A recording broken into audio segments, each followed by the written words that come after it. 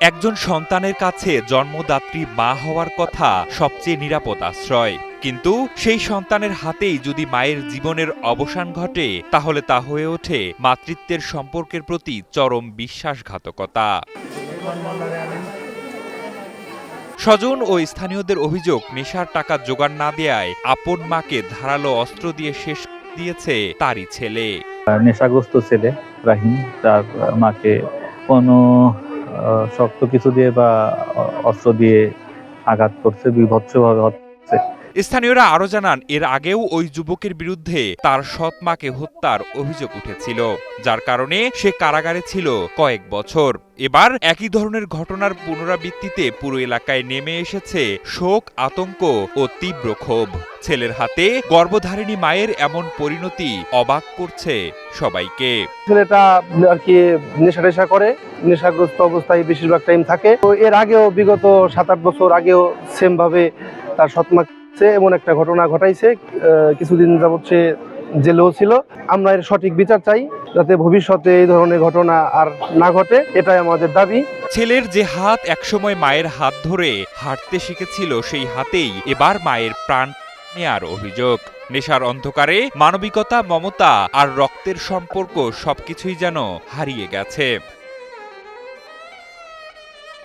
চাঞ্চল্যকর এই ঘটনাটি ঘটেছে ফরিদপুর সদর উপজেলার বায়তুল আমান মোল্লাডাঙ্গি এলাকায়। গত ৩০ জুলাই ওই এলাকার বাসিন্দা নিহত শামেলা বেগমের বাড়িতে চিৎকার চেঁচামেচির শব্দ শুনে এগিয়ে আসেন স্থানীয়রা।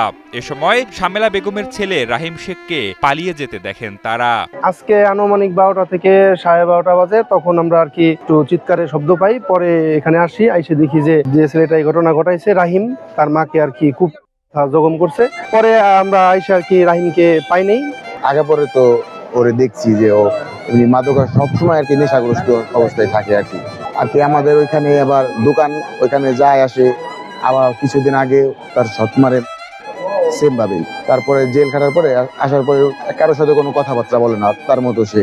স্থানীয়দের অভিযোগ, রাহিম শেখ তার মাদক সেবনের টাকা জোগাড় না দেয়ায় এ ধরনের হত্যাকাণ্ডের ঘটনা ঘটাতে পারে। ঘটনার খবর পেয়ে পুলিশ ও সিআইডি ঘটনাস্থলে পৌঁছে ময়নাতদন্তের জন্য লাশ উদ্ধার করে ফরিদপুর মেডিকেল কলেজের মর্গে প্রেরণ করে। সন্তান তার মাকে হত্যা করে পালিয়ে গিয়েছে, এটা তথ্যের ভিত্তিতে আমরা কোতোয়ালি থানা পুলিশ আসি।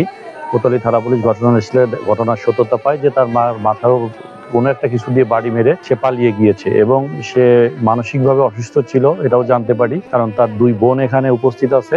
ইতিপূর্বে সে 2016 সালে তার সৎ মাকে একইভাবে হত্যা করেছিল। সে 5-6 বছর জেলে ছিল, পরবর্তীতে তার এই পরিবারই তাকে জামিনে নিয়ে আসে। তবে অভিযুক্ত রাহিম শেখ পালিয়ে গেলেও 7 ঘন্টার মধ্যে ফরিদপুর জেলার সালথা উপজেলা থেকে তাকে আটক করে পুলিশ।